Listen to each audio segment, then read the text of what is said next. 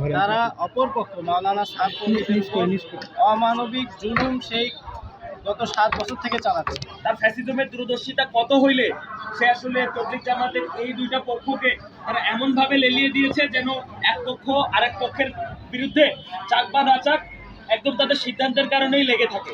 আমরা এখানে একত্রিত হয়েছি যে আমরা 2018 সালের পরের থেকে আমরা জানি যে তাবলিগ 2 ভাগে বিভক্ত হয়ে গেছে। এই 2 ভাগের মধ্যে শুধুমাত্র আমরা বাংলাদেশে খেয়াল করছি যে এক পক্ষ মাওলানা জুবায়ের সাহেবপন্থী যারা বলা হয় তারা অপরপক্ষ মাওলানা সাদ অমানবিক জুলুম সেই গত 7 বছর থেকে চালাচ্ছে।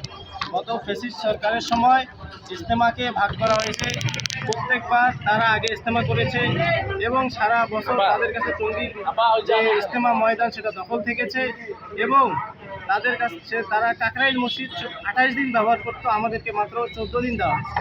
তো সেই বৈষম্য এখনও বিদ্যমান আছে।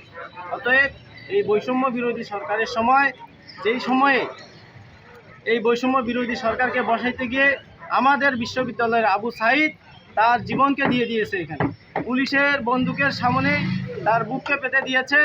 তারপরও বৈষম্যকে তারা মেনে নেয়নি। বৈষম্যকে দূর করার জন্য হাজার হাজার লক্ষ লক্ষ ছাত্র জনতা এইরকম রাস্তায় নেমেছে, তাদের জীবনকে হাতে নিয়ে রাস্তায় নেমেছে। আপনারা অলরেডি যেমনটা শুনেছেন যে তবলিগ জামাতের কোনো একটা পক্ষকে 4 সপ্তাহ সময় দেয়া, আবার কাউকে 2 সপ্তাহ সময় দেয়া।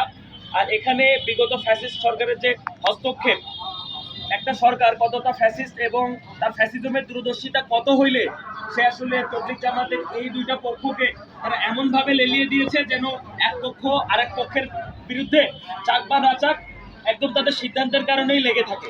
তো আমরা আমাদের বর্তমান যে সরকার, আমাদের বৈষম্য বিরোধী সরকার এবং আমাদের কর্তৃপক্ষকে, আমাদের সরকারকে আহ্বান করব এই তবলিগ জামাতের যে 2 পক্ষ আছে সেই 2 পক্ষের মধ্যে এই যে বৈষম্য যে সমস্যাগুলো, এই সমস্যাগুলো স্থায়ী সমাধানের জন্য প্রয়োজনীয় এবং দৃশ্যমান যে পদক্ষেপগুলো নেওয়া দরকার তারা সেগুলো অতি দ্রুত নিবে এবং এই যে তবলিগ জামাত যেটা একটা অরাজনৈতিক সংগঠন, এটাকে আসলে রাজনৈতিক ট্যাগ দিয়ে এই যে বিভিন্নভাবে যে তাদের নামে যে একটা সহিংসতার যে ট্যাগ দেওয়ার চেষ্টা হয়েছে, এটা থেকে আসলে তবলিগ জামাতকে বের করে নিয়ে আসার জন্য বিচার বিভাগীয় তদন্তের মাধ্যমে এই যে তবলিগ জামাতে যত সহিংসতা হয়েছে এটার সাথে যারা যুক্ত তাদেরকে যেন সর্বোচ্চ শাস্তির আওতায় এনে এই তবলিগ জামাতকে আমাদের এই যে বাংলাদেশে যত সম্প্রীতি বান্ধব যে সংগঠনগুলো আছে তাদের কার্যক্রম পরিচালনার জন্য যেই পদক্ষেপ গ্রহণ করা দরকার